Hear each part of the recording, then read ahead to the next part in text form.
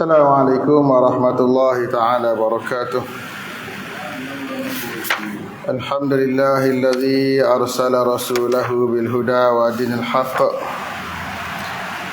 liyuzhirahu 'ala ad-dini kullihi walau karihal musyrikun. Asyhadu an la ilaha illallah wahdahu la syarika lah wa asyhadu anna Muhammadan abduhu wa rasuluh. Allahumma salli wa sallim wa barik ala Muhammad wa ala alihi wa ashabihi wa man da'a bi da'watihi wa istanna bi sunnati ila yaumiddin, amma ba'd. Qala ta'ala qala rabbi shrah li sadri wa yassir li amri wa ahlul 'uqdatam min lisani yafqahu qawli.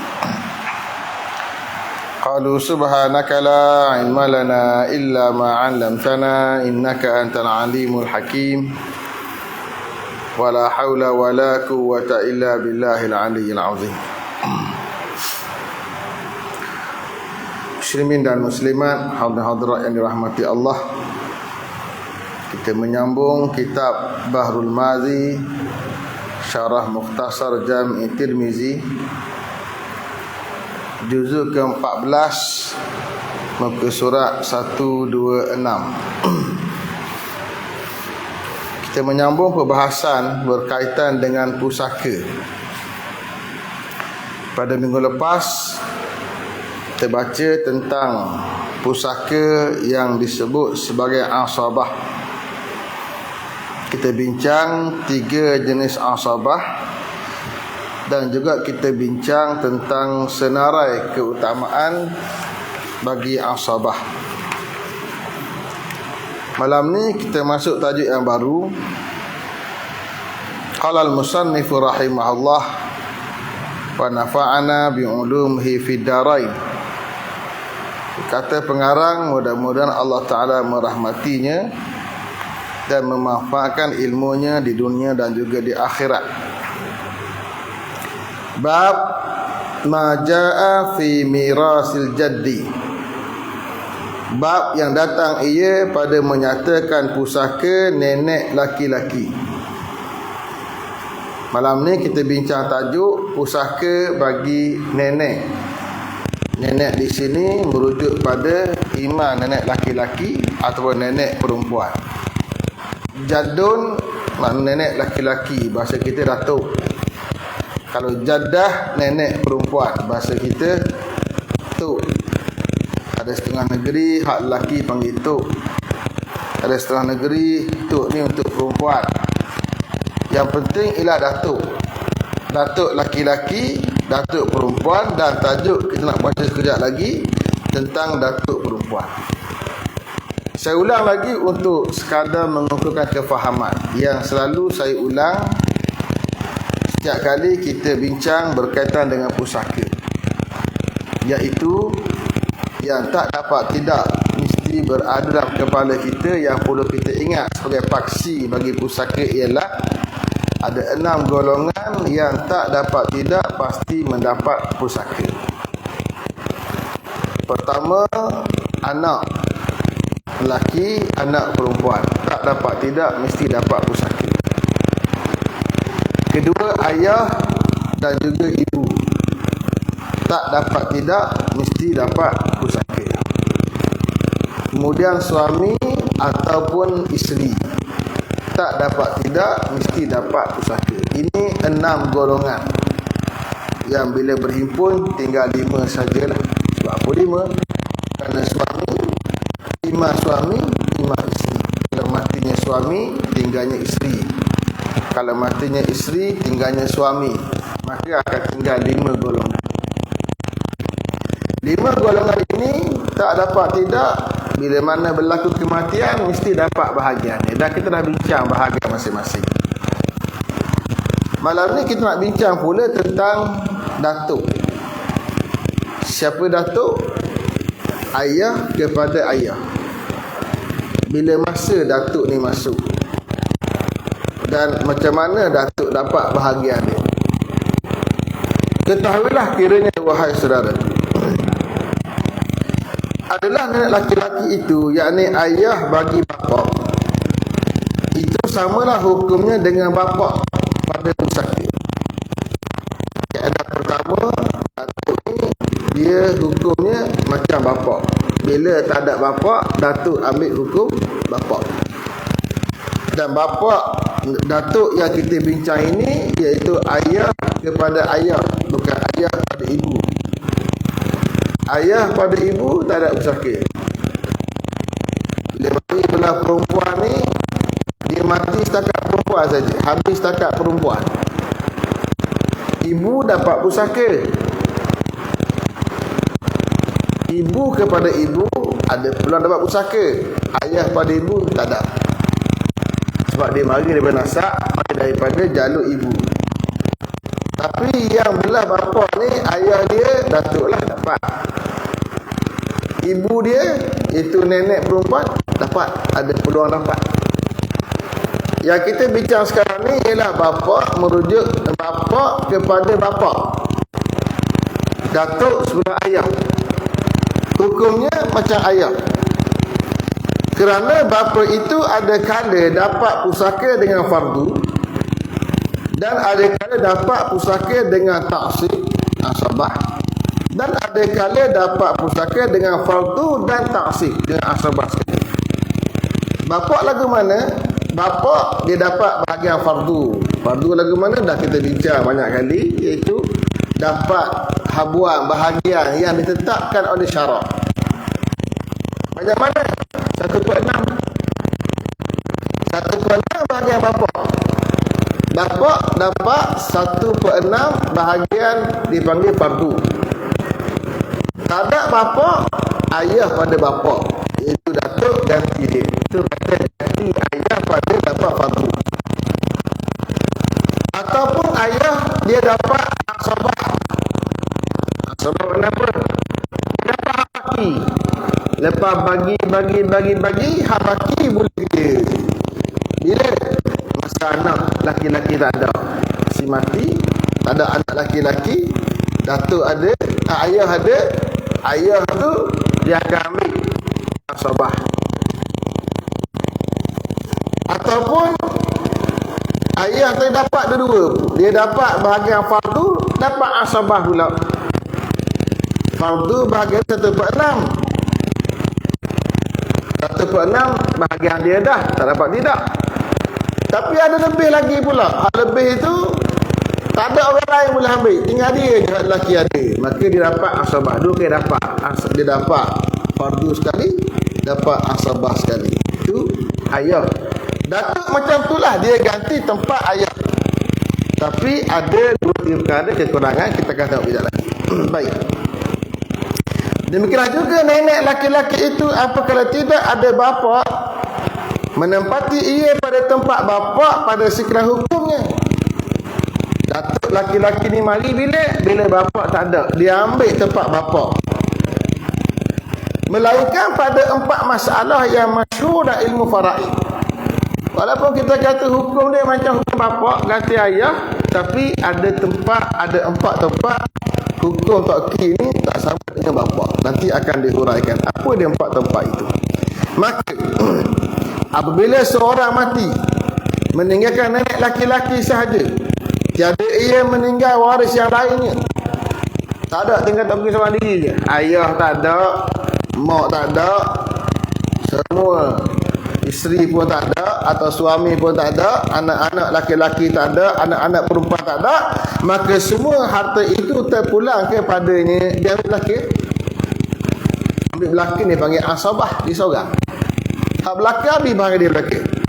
Dan jika seorang mati meninggal nenek dan anak perempuan masalah, maka dapat pada nenek itu 1/6 daripada harta pusaka dengan fardu, dan dapat pada anak perempuan 1/2 harta dengan fardu juga, maka baki harta itu dapat kepada nenek semuanya dengan jalan taksib. Ini dia buat contoh yang dia kata dapat fardu, dapat, kemudian asabah dapat. Lagu mana? Mati orang tu, bila mati hak tinggalnya datuk dengan anak perempuan. Anak perempuan dia akan dapat, kita sebut dah tadi. Banyak mana dapat. Kalau seorang dia dapat separuh. Kalau dia berdua dan kata dapat 2/3. Maka kalau seorang dapat separuh, kemudian toki itu dia akan dapat bahagian dia, hak tak dapat tidak 1/6. Dan 1/6 campur dengan separuh, ada baki lagi. Ada baki lagi 2/6. Separuh untuk anak perempuan mana 3/6. Bahagian toki 1/6 jadi 4/6. Baki lagi 2/6. Boleh siapa? Boleh ke toki? Tu yang kata dapat 2 kali tu. Dapat fardu, dapat bahagian dia sekali 1/6, dapat pula asabah sekali lagi. Dah kalau anak perempuan tu 2 orang, dia ambil 2/3. 2/3 bersama dengan 4/6. Toki akan ambil 1/6, dia 5/6. Baki lagi 1/6. 1/6 hak siapa? Hak toki. Di toki dapat 2 kali. Dapat fardu sekali, dia dapat asabah sekali. 2 kali. Baik. Maka baki harta itu dapat nenek semuanya dengan jalan taksib. Dan jika seorang mati, ada meninggal anak laki-laki masalah dan nenek laki-laki, maka dapat bagi nenek itu 1/6 daripada harta pusaka itu dengan fardu, dan bagi harta itu semuanya terpulang kepada anaknya dengan jalan taksib. Orang tu mati, dia ada anak. Anak laki ada, anak puan ada. Anak laki anak puan ada ni, dia jadi asabah 2 ni. Baik, toki ada, ayah ada. Toki ambil bagi ayah 1/6. 1/6 toki ambil, baki 5/6, hatu asabah anak laki anak puan, dia bagi 2 tu. Dengan qadar seperti mana yang kita maklum, iaitu 2 bahagian laki-laki, 1 bahagian untuk perempuan, atas kaedah lizakari mislu hauzil unsayain. Untuk anak laki-laki, 2 bahagian anak perempuan. Bermula dalil nenek laki-laki itu dapat pusaka daripada cucunya ialah sebagai hadis yang dikeluarkan oleh Abu Isa At-Tirmizi dengan katanya, an Imrana ibni Husainin qala jaa rajulun ila Rasulillah sallallahu alaihi wasallam faqala inna ibni mata fama li fi mirathih. Diriwayatkan daripada sahabat bagi Nabi sallallahu alaihi wasallam, namanya Imran bin Husain, katanya telah datang seorang laki-laki kepada Rasulullah sallallahu alaihi wasallam kerana bertanyakan masalah bagi pusaka. Maka katanya, ya Rasulullah, bahawasanya ada hamba cucu, maka cucu hamba itu telah mati meninggal, ia akan beberapa harta, maka apalah dapat bagi hamba pada pusakanya. Hari seorang laki-laki, ni cerita seorang sahabat Nabi, namanya Imran bin Husain. Dia kata ada seorang datang jumpa Nabi. Dia kata anak dia, cucu dia, anak pada anak laki-laki dia, cucu dia mati. Maka bila cucu dia mati, dia ada bahagian ke tak? Tu soalan dia, soalan toki kepada Rasulullah sallallahu alaihi wasallam. Apakala dia dengar oleh Nabi akan pertanyaan itu, lalu dia jawabnya, qala laka sudusu. Falamma waliya da'ahu faqala laka sudusun akhara. Falamma wali laka sudusun akharu faqala falamma waliya da'ahu qala inna sudusal akhirah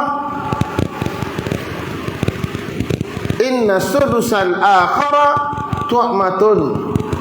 Sabdanya, dapat bagimu hai laki-laki 1/6 daripada harta cucumu itu.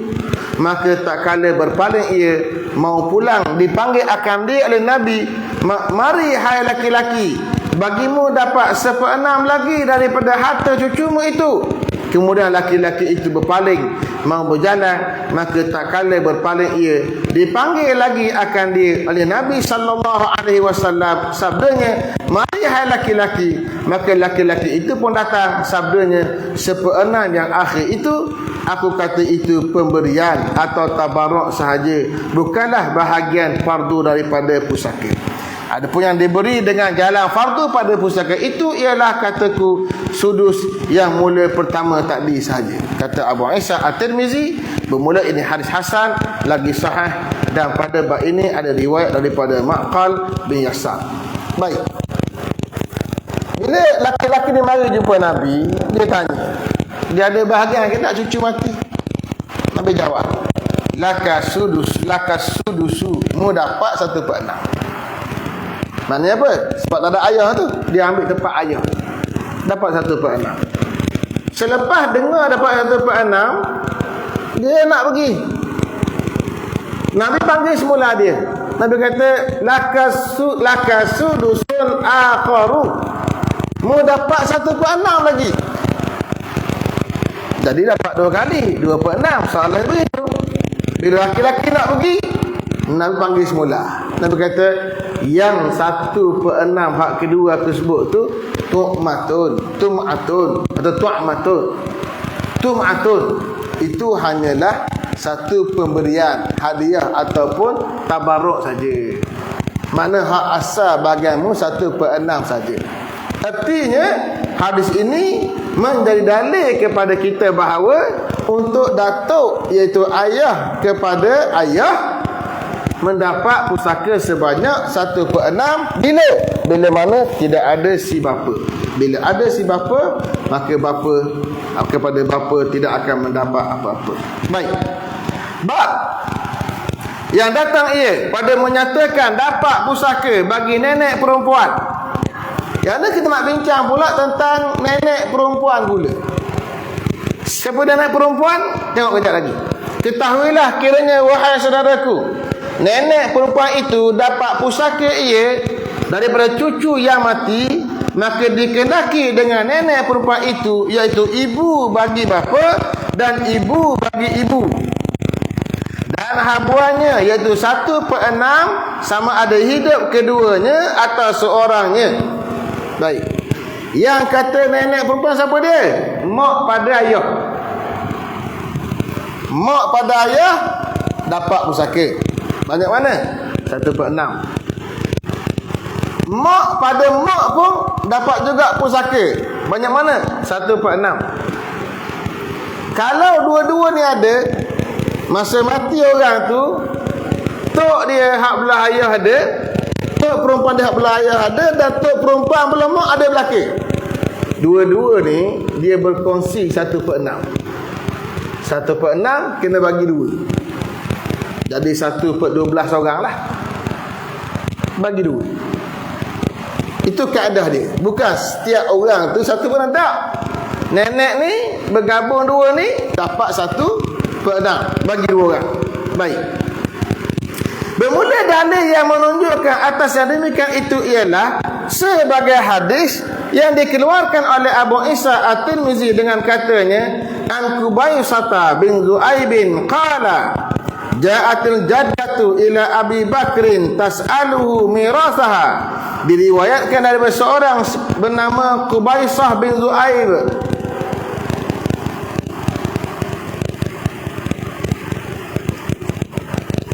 Bukan Qubaisah, Qabisah. Bernama Qabisah bin Zu'aib, katanya telah datang satu nenek perempuan bagi seorang yang telah mati kepada Khalifah Rasulullah sallallahu alaihi wasallam, itu Abu Bakar radhiyallahu anhu, meminta kepadanya akan pusakanya. Katanya, ya Rasulullah, hamba ini nenek perempuan, yakni ibu kepada emak budak yang mati ini, maka beri hamba akan habuan pusaka hamba daripada harta peninggalannya. Faqala laha ma laka fi kitabillahi syai' wa ma laki fi kitabillahi syai' wa ma laki fi sunnati Rasulillah sallallahu alaihi wasallam syai' farji'i hatta as'alan nasa. Kata Qabisah bila didengar oleh Sayyidina Abu Bakar akan tuntutan perempuan itu, lalu berkata ia baginya, tiada ada bagimu hukum dapat pusaka daripada cucu dalam kitab Allah, yakni Quran, suatu pun dan tiada bagimu hukum dapat pusaka dalam sunnah Rasulullah sallallahu alaihi wasallam yang aku ketahui satu pun. Kalau begitu sabarlah dahulu, pergilah pulang supaya boleh aku tanya orang dan aku bermesyuarat dengan sahabat-sahabat Nabi sallallahu alaihi wasallam. Maka perempuan itu pun lalu pulang. Seorang perempuan bertarah nenek, dia mari jumpa seorang sahabat Nabi, itu Abu Bakar, ketika mana menjadi khalifah. Bertanya sebagai seorang rakyat kepada seorang pemerintah. Dia tanya pusaka dia macam mana. Lalu kata Abu Bakar, ma laki fi kitabillahi syai'. Dalam Quran tak sebut apa-apa pun. Bahagian nenek ni Quran tak cerita. Bak datuk Quran ada cerita. Bak nenek Quran tak cerita.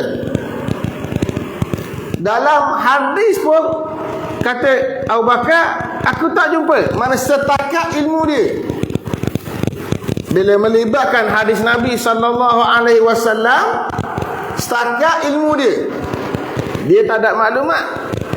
Mungkin sahabat Nabi yang lain ada maklumat. Lalu kata dia, farji, mu balik dulu. Hinggalah aku tanya orang lain, tanya sahabat Nabi yang lain. Kerana ungkapan Nabi tidak didengari oleh semua sahabat Nabi.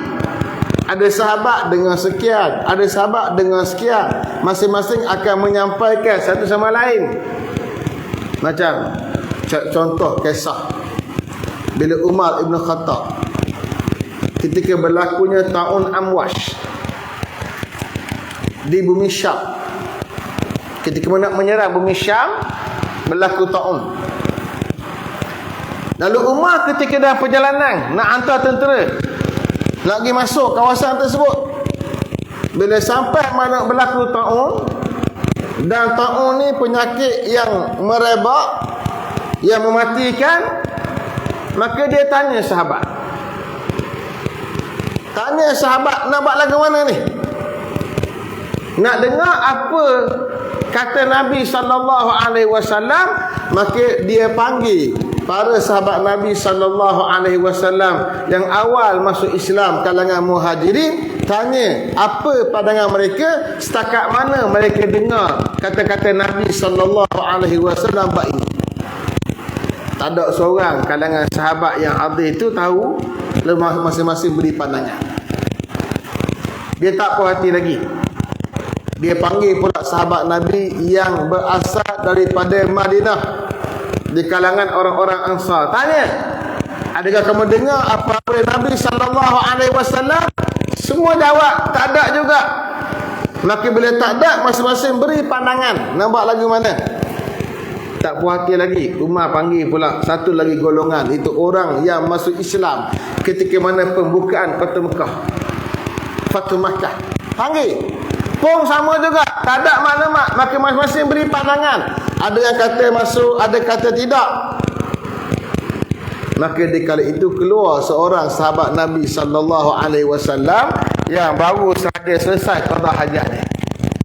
Dia kata, aku dengar Nabi sallallahu alaihi wasallam bersabda tentang tahun ini, kalau berlaku tahun fala tadkhuluha, jangan masuk negeri itu. Dan bila masuk, bila berlaku ta'un, ketika kamu telah ada, wa antum biha fala takhruju minha, mu jangan keluar. Kalau berlaku ta'un, mu duduk luar, maksud jangan masuk. Kalau mu ada kat situ dah berlaku ta'un, jangan keluar. Inilah kaedah yang diambil sekarang, yang dipanggil kuarantin. Hak kena dah tahan kuarantin, tak boleh keluar. Macam kita berlaku baru ni lah, berlaku Covid.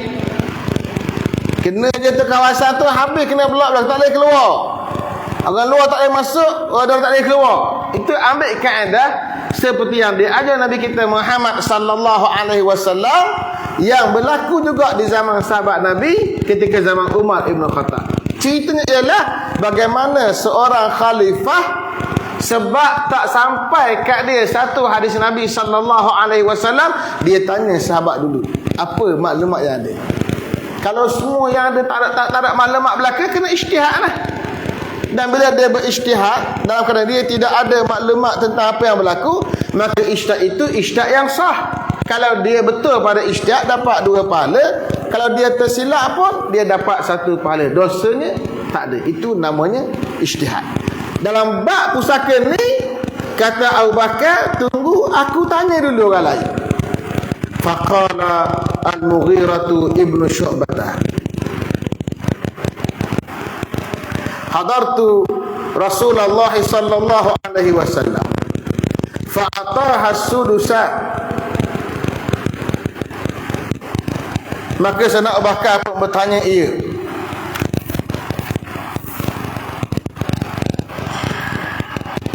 Pada orang-orang yang menanggung hadis Rasulullah sallallahu alaihi wasallam.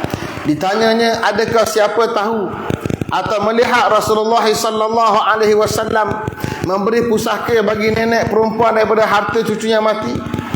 Apakah didengar oleh seorang sahabat Nabi sallallahu alaihi wasallam namanya Al-Mughirah? Lalu berkata ia, kata Al-Mughirah Ibnu Syu'bah radhiyallahu anhu, telah hadir aku di hadapan Rasulullah sallallahu alaihi wasallam, maka memberi ia akan nenek perempuan akan 1/6 daripada harta pusaka cucunya mati. Bila dengar Sayyidina Abu Bakar akan kata demikian itu, tidaklah dia pegangnya langsung akan katanya itu. Bahkan ditanya lagi, faqala Abu Bakar, hal ma'aka ghairuk? Faqa Muhammad bin Maslamah al-Ansari faqala mislu ma qala al-Mughiratu ibnu Syu'bah. Maka kata Sayyidina Abu Bakar, tidakkah ada orang sepertimu hai Al-Mughirah, lain daripadamu berkata seperti kamu itu? Bila dengar oleh seorang sahabat Nabi nama Muhammad, lalu bangun Muhammad bin Maslamah al-Ansari itu, maka berkatalah ia kepada Sayyidina Abu Bakar seperti barang yang dikata oleh Al-Mughirah bin Syu'bah, yang berkata ia, telah hadir aku akan di hadapan Rasulullah sallallahu alaihi wasallam, dan aku lihat akan dia memberi nenek perempuan akan 1/6 daripada harta pusaka cucunya yang mati. Sahabat Nabi Abu Bakar ni seorang khalifah, walaupun telah mendengar syahadah, pengakuan daripada sahabat Nabi nama Al-Mughirah, dia nak takkid lagi, nak dapatkan penegasan lagi, nak dapat confirmation lagi. Dia tanya, siapa lagi yang ada maklumat sama macam kamu tadi? Maka bila dengar oleh seorang sahabat Nabi yang lain, nama dia Muhammad bin Maslamah, dia kata, aku dengar juga, samalah macam apa yang dengar oleh Al-Mughirah bin Syu'bah. Berarti 2 orang sahabat Nabi memberi kesaksian. Ini sikap khalifah, berhati-hati melibatkan hukum. Ini cerita awal Islam, cerita sebelum hadis Nabi dibukukan, disusun oleh para alim ulama terkemudian. Nak dapat kepastian, cerita dapat kepastian macam ni berlaku juga pada Umar. Bila mana seorang sahabat Nabi sallallahu alaihi wasallam yang datang ke rumah Umar, dia bagi salam 3 kali, Umar tak jawab, dia balik. Umar pergi cari dia semula, kenapa balik? Dia kata, aku dengar Nabi sebut kalau beri salam setakat 3 kali, al-istizan salasah, minta izin 3 kali. Kalau dia beri izin, sila. Tak ada, balik. Lalu kata Umar, ada ke tidak saksi lain? Sebab takut bimbang kawan ni balik, ataupun dia kata dia dengar Nabi cakap macam tu, sebab dia takut pada Umar orang baik. Bila Umar tanya dia balik, dia takut ke Umar, bimbang takut pada Umar. Dia reka satu ungkapan hadis Nabi sallallahu alaihi wasallam. Umar tanya, ada orang lain tak saksi kamu? Ini Nabi sebut. Maka ada seorang sebab dengar benda saya kata, ya, aku dengar Nabi cakap macam tu. Selesai. Nak ceritanya ialah macam mana sahabat Nabi sallallahu alaihi wasallam di awal Islam sangat berhati-hati tentang hukum Allah Subhanahu wa taala. Nak dapat kepastian, kalau Quran tak sebut, nak tengok hadis Nabi ada ke tidak, setakat yang sampai kepada mereka kalangan para sahabat Nabi sallallahu alaihi wasallam. Fa'anfadhahu laha Abu Bakar. Bila telah dua orang daripada sahabat Nabi berkata demikian itu, maka diluluskan dia bagi nenek perempuan itu oleh Abu Bakar, yakni diberinya 1/6 daripada harta cucunya. Qala summa ja'atil jaddatul ukhra ila Umar ibn al-Khattab tas'aluhu mirasaha. Kata Qabisah, kemudian pada masa Khalifah Sayyidina Umar, datang nenek perempuan lain kepada Sayyidina Umar Ibn Khattab radhiyallahu anhu, minta padanya pusakanya. Katanya, ya Amirul Mukminin, hamba itu ibu kepada bapa budak yang mati itu, maka hamba itu lebih aula mendapat pusaka daripada ibu kepada emak yang mati yang menuntut pusakanya pada Sayyidina Abu Bakar. Tadi bila Abu Bakar dengar cerita sahabat mengaku dia dengar, Umar Abu Bakar pun laksanakan, bagi 1/6. Kata Qabisah, berlaku pula zaman Sayyidina Umar. Tadi zaman Khalifah Abu Bakar. Zaman Sayyidina Umar berlaku pula ada seorang lagi datang jumpa dengan Umar, nenek juga. Dia tanya Umar, dia kata, anak cucu aku mati, adakah aku dapat harta sama macam yang diadu dulu zaman Abu Bakar dulu? Aku nenek juga. Lalu faqala ma laki fi kitabillahi syai' walakin huwa dzaka sulus fa in ijtama'tuma fihi fahuwa bainakuma wa ayyatukuma khalat bihi fahuwa laha. Maka kata Sayyidina Umar, tiada ada bagimu tersebut dalam kitab Allah suatu daripada pusaka yang kamu dapat, tetapinya ia itulah 1/6 itu sekiranya berhimpun engkau kedua padanya, maka iaitu antara kamu berdua, dan siapa daripada keduamu yang telah sunyi dengan dia, maka iaitu baginya, yakni jikalau ada berhimpun sama-sama hidup ibu bagi emak dan ibu bagi bapa, maka berkongsilah pada 1/6 daripada harta cucu yang mati itu, dan jika tidak hidup kedua, maka siapa yang hidup terpulanglah kepadanya 1/6 daripada harta itu. Kata Abu Isa, dan pada bab ini ada riwayat daripada Barbadah, dan ini hadis hasan lagi sahih. Umar Ibn Khattab bila sampai zaman dia, ada seorang nenek pula minta bahagian dia, nak minta sama macam yang diperoleh oleh seorang perempuan di zaman seorang nenek zaman Abu Bakar. Lalu kata Umar, dalam Quran tak ada, dalam Quran tak sebut.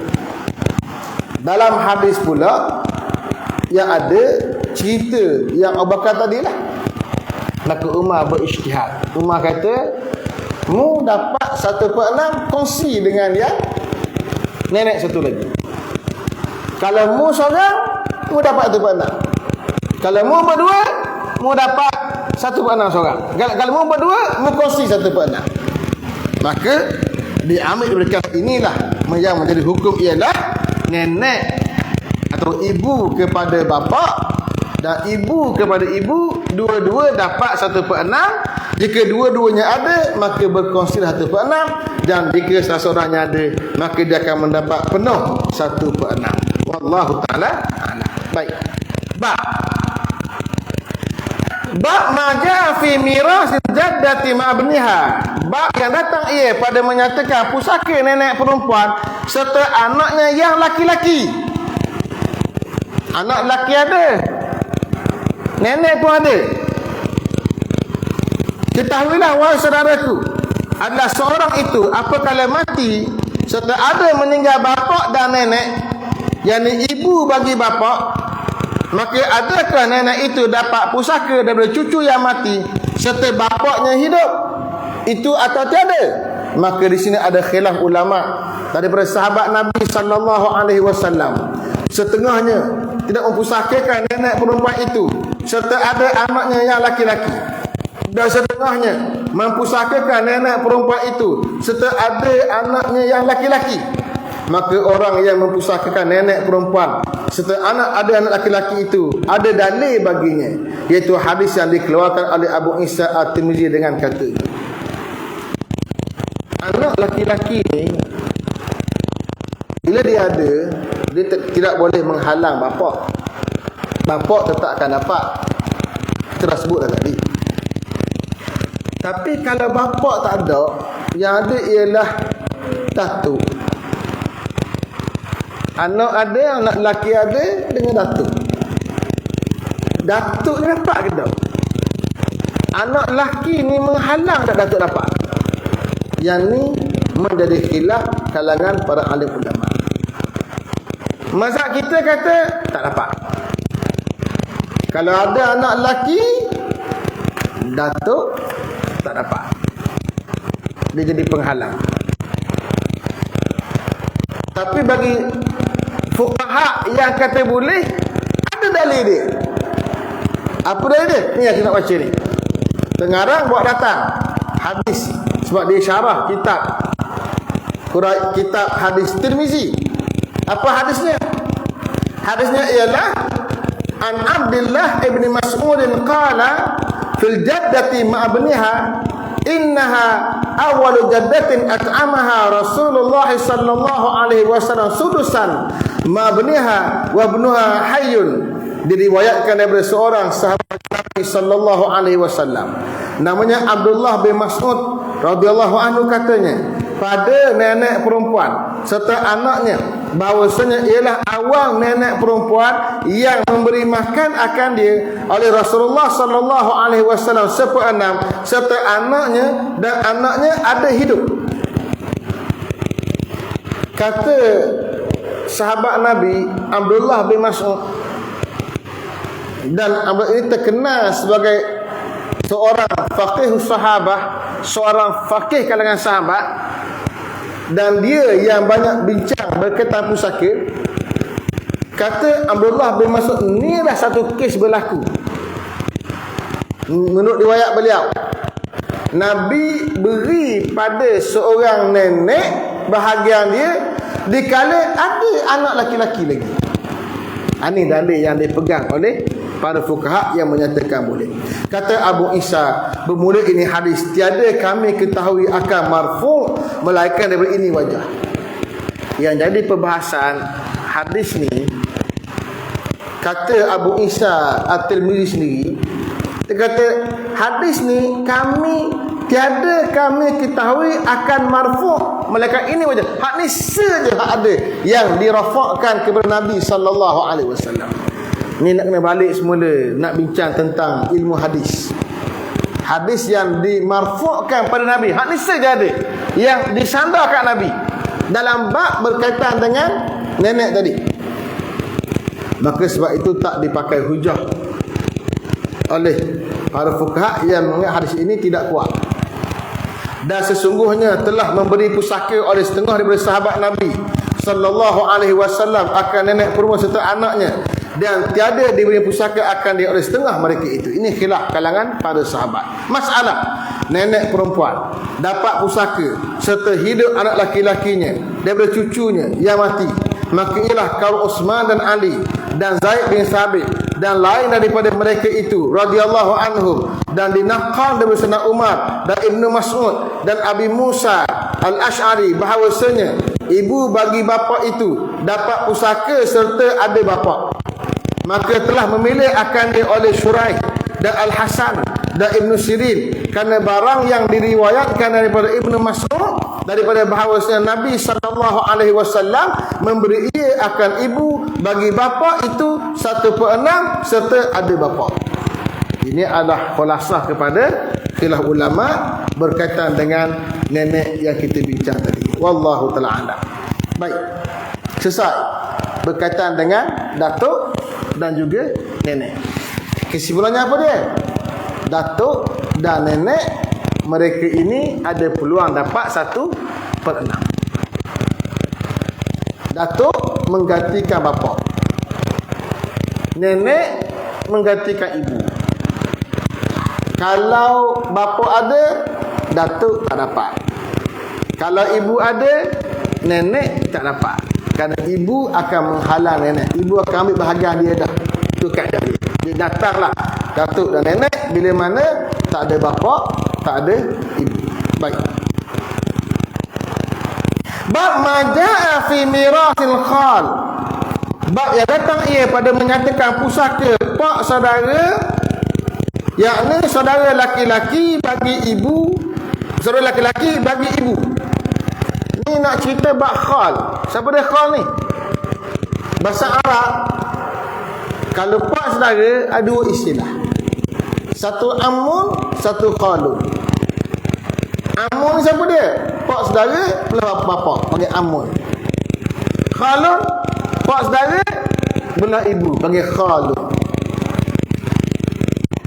Amun ni pak saudara belah bapa, khalun pak saudara belah ibu. Kalau mak saudara belah bapa, ammatun. Kalau mak saudara belah mak, khalatun. Kalau bak khalah, ada hadis Nabi sallallahu alaihi wasallam menyebut al-khalatu bimanzilatil ummi. Khalah, mak saudara belah mak, berada pada martabat ibu. Nak beritahu kedudukan mak saudara belah mak macam hukum ibu. Kalau ibu tak ada, mak saudara ni lah yang akan ganti segala hak ehwal, kasih dan sayang, nak buat ihsan, nak buat baik kepada mak saudara itulah, adik-beradik mak. Itu hadis berkaitan dengan mak saudara belah mak. Yang ni pak saudara belah mak. Ketahuilah kerana wahai saudaraku, adalah pak saudara laki-laki sebelah ibu itu seorang daripada zawil arham. Pak saudara belah mak ni anak-beranak kita, zawil arham dia panggil. Kerana adalah pada sisi ulama, waris itu tiga macam. Nak cerita bab waris ni, dia kata waris berapa jenis? Ada tiga macam. Pertamanya ashabul furud, keduanya asabat, ketiganya zawil arham. Satu dipanggil ashabul furud, hak boleh fardu tadi. Anak, laki-laki, perempuan, mak, ayah, datuk, nenek, adik-beradik, semua ni dipanggil tak usah adik-beradik, semua dipanggil ashabul furud. Keduanya asabah, yang dapat asabah, ayah dapat asabah, adik-beradik laki dengan perempuan dia akan jadi asabah. Itu kategori kedua yang dipanggil kerabat, zawil arham, kaum kerabat. Ketiganya zawil arham. Kategori ketiga ialah yang dipanggil zawil arham, orang yang ada hubungan rahim. Bahasa Melayu kita ni, kita nak betul sikit. Pertama, kita sebut perkataan silaturrahim. Kita ambil perkataan silaturrahim, kita letak dalam hubungan dengan orang ramai. Yang tu kurang tepat. Makna silaturrahim, hubungan rahim, yang ada hubungan rahim, itu panggil silaturrahim. Kalau yang tak ada hubungan rahim, kita panggil ukhuwah, persaudaraan. Makna kalau kita kata jangan putus rahim atau kena sambung rahim, atau bahasa kata silaturrahim, iaitu merujuk kepada yang ada hubungan darah. Yang ada hubungan darah ni panjanglah. Mungkin sepupu, mungkin dua, mungkin tiga sepupu, mungkin empat, mungkin sepupu. Itu semua adalah yang ada hubungan darah. Dipanggil zawul arham. Maka ashabul furu' itu telah lalu bicaranya dengan asabah. Adapun zawil arham itu banyak macam orang pula. Maka telah bersalah-salah ulama padanya. Setengah ulama diberi pusaka pada mereka itu, kemudian mereka tak ada ahli furu' dan asabah. Dan setengah ulama tak diberi pusaka pada zawil arham itu. Maka dalil ulama yang beri pusaka pada zawil arham itu beberapa banyak. Satu daripadanya ialah hadis sebagai yang dikeluarkan oleh Abu Isa At-Tirmizi dengan katanya. Baik. Dia isunya ialah bila orang tu mati, dia tak ada seorang habuk dan ashabul furu'. Tak ada seorang ashabul furu'. Dan tak ada yang berterima asabah. Tak ada belaka. Ayah tak ada, mak tak ada, anak tak ada, adik-beradik tak ada, pak dara tak ada, tok dara tak ada belaka ni. Hak boleh fardu tak ada, hak boleh asabah pun tak ada. Minggu lepas kita baca bab asabah kan panjang sampai ke buyung tu. buyuk saudara tu. Kemudian anak pada buyuk saudara, iaitu sepupu dan moyang kita. Pada hak tu. Boleh lagi asabah. Jauh tu asabah pakai atas. Kalau tak ada ni, hak asabah tak ada, hak furuk pun tak ada, memang dia anak tunggal sungguh. Anak tunggal sungguh. Masa mati. Masa itulah timbul perbahasan berkaitan zawil arham. Orang yang kadok dalam senara, boleh kedok dapat pusaka kalau tak ada. Pendapat kebanyakan ulama, dia pergi pada Baitul Mal. Dia pada kerajaan. Dia pada kerajaan terus. Dan akhir akan jadi milik awam lah. Terdapat sebahagian dari kata boleh bagi pada yang ada hubungan darah. Antara yang ada hubungan darah ialah yang belah mak tadi lah. Tengok apa hadis dia. An Abi Umamah ibni Sahl ibni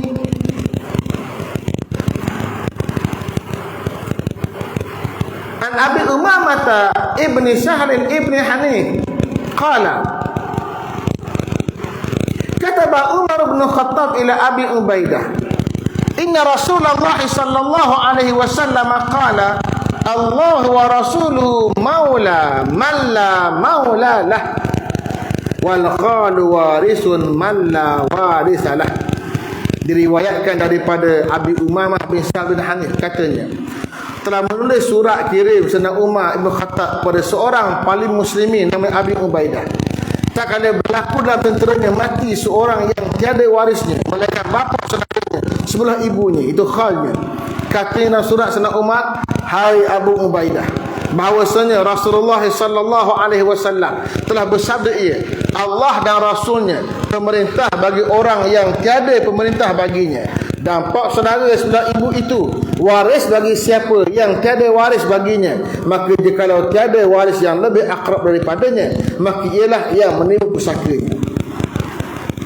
Ketika Umar jadi khalifah, Umar hantar surat pada seorang panglima perang, Abu Ubaidah, yang berperang di sebelah Syam. Kisahnya kena ada seorang mati, ada pusaka dia. Nampak lagu mana? Tak ada puara yang biasa, tak ada asal berputar asabat. Maka Umar hantar surat, diambil kaedah, dia kata kaedahnya ialah Allah wa rasuluhu maula man la maula lah. Allah dan Rasul adalah wali bagi orang yang tidak ada wali baginya. Orang tak ada wali, tak ada pewaris, Allah dan Rasul lah pewaris dia. Maksud Allah dan Rasul, dia balik kepada pemerintah yang akan buat keputusan. Sebab dalam Islam, keputusan pemerintah ini memutuskan khilaf. Pemerintah boleh berijtihad. Hadis yang saya baca 2 minggu lepas, iza ijtahadal hakimu, bila seorang hakim berijtihad. Mana hakim ialah pemerintah. Kita sebut hakim, kita faham hakim tu dalam bahasa Arab, hakim makna pemerintah. Kalau yang kita panggil hakim tu bahasa dia qadhi. Bahasa kita hari ni, kalau qadhi hak bahagian agama ni, kalau hak bahagian sivil panggil hakim. Itu bahasa kita yang diambil dari bahasa Arab juga. Dalam bahasa Arab bila baca kitab, hakim ni mana apa? Pemerintah. Qadhi yang jadi mengadili kes itu qadhi. Hakim mahkamah sivil, qadhi dalam bahasa Arab kita. Qadhi yang mengadili kes mahkamah syariah pun adalah qadhi dalam bahasa Arab. Tapi hakim adalah pemerintah. Pemerintah iza ijtahada, bila dia ambil ijtihad, fa asaba, betul ijtihad dia. Umar berijtihad, betul ijtihad dia, dia falahu ajrani, dapat 2 pahala. Wa iza ijtahada, bila dia ijtihad, fa akhta'a, dia buat silap, falahu ajrun wahid, dia dapat 1 pahala. Dosa tak ada. Imam 1 pahala, imam 2 pahala. Dosa tak ada. Yang ada ialah pahala. Maka Umar berijtihad dalam kes yang macam ni, dia kata maka pusaka itu beri kepada waris dia, itu khal, pak saudara belah mak dia, beri. Dalam konteks kita hari ni, bila berlaku khilaf, pendapat ulama ni banyak. Mazhab Hanafi Hanafi kata begini, Maliki kata begini, Hambali kata begini, Syafi'i kata begini. Siapa yang akan buat keputusan? Nak pegang hak mana? Ketika berlaku penghakiman, bila nak buat keputusan di mahkamah, hakim kena buat keputusan. Dia tak boleh pakai pak mazhab kalau ada pak pandangan berbeza. Maka di kala itu keputusan hakim yang jadi qadhin adalah keputusan yang mesti diterima pakai. Dalam kota kita hari ini diperundangkan, hukum hakam diperundangkan, dibuat undang-undang. Bila buat undang-undang akan dipilih satu daripada sekian banyak pandangan. Kita ambil contoh mudah dalam bab zakat. Yang diperundangkan dalam negara kita, bab zakat boleh bayar menggunakan qimah, boleh bayar menggunakan nilai. Sedangkan mazhab kita Syafi'i bayar menggunakan berah. Kalau kita makan berah, hak makan jagung bayar jagung, hak kurma bayar kurma. Maka yang dipakai ialah yang diperundangkan oleh sebuah negara. Mana khilaf tu kalangan para fuqaha, kalangan para alim ulama berbahaslah. Hak ni keluar hujah A, ni keluar hujah B, ni keluar hujah C, keluar hujah D. Ada baca hadis tu, ni baca hadis ni pula kata hadis sahih ke tak sahih, berbala-bala sebagainya. Yang akan buat keputusan ialah pemerintah.